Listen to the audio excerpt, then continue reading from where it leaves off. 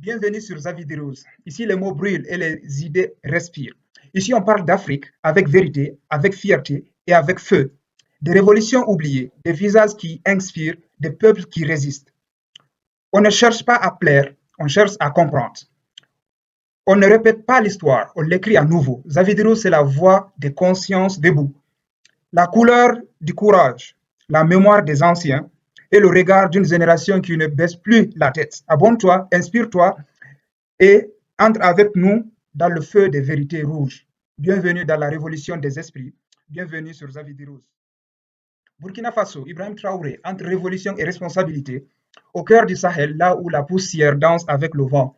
Un pays se dresse, fier, fatigué, mais debout. Avec le Burkina Faso, la terre des hommes intègres. Et dans ce pays, un jeune capitaine, Ibrahim Traoré, s'avance comme un symbole de renaissance, une régime, une promesse. Certains y voient le retour d'un idéal révolutionnaire, d'autres un saut dans l'inconnu. Mais toutes savent une chose, quelque chose est en train de changer. Né en 1988, dans un Burkina Faso secoué par les vents de l'histoire, Ibrahim Traoré n'était pas destiné à gouverner. Soldat discret, formé au feu des opérations contre les groupes armés, il a vu de près la souffrance de son peuple. En octobre 2022, face à l'impulsion du pouvoir en place, il a pris les armes et le destin. En quelques heures, Ouagadougou change de drapeau au sommet. Le capitaine devient chef de l'État. Il n'a ni le trait d'un politicien, ni le langage d'un bureaucrate. Il parle au peuple avec des mots du cœur, distingués, courage, souveraineté. À cette sincérité rare réveille quelque chose d'enfoui. 40 ans plus tôt, un autre capitaine avait tracé la voie, Thomas Sankara. Il avait nommé la Haute-Volta en Burkina Faso, le pays des hommes intègres.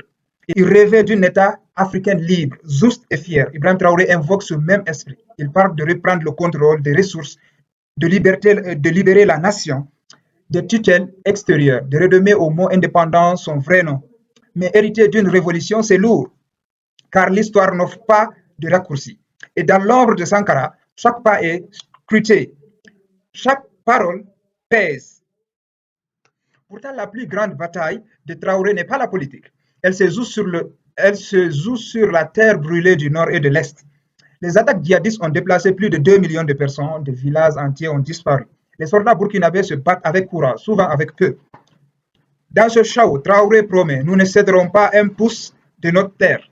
Mais la guerre ronde le pays. Elle épuise les cœurs vides des greniers et tire la patience d'un peuple déjà meurtri.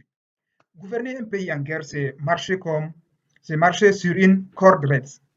Pour tenir Traoré endurci son régime, les élections sont repoussées.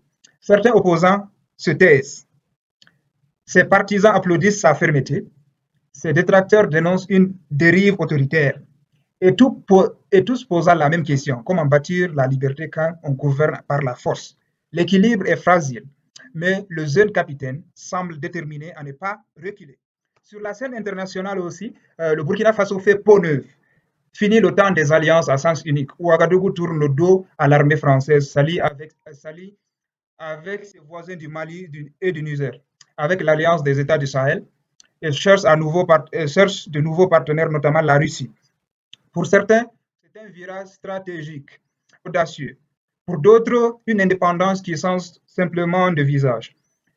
Mais dans le discours de Traoré, une idée domine. Nous voulons choisir nos amis sans demander la permission.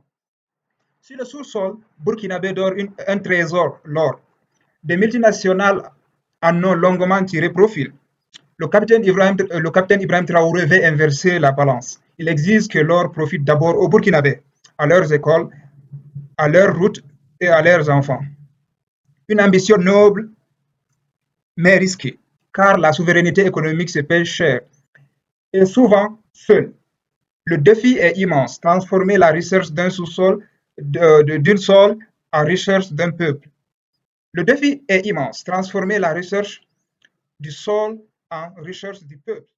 Dans les rues de Ouagadougou, la jeunesse porte encore le feu de l'espoir. On peinte des portraits de Sankara et de Traoré sur les murs. Sur les murs. On parle d'un réveil africain.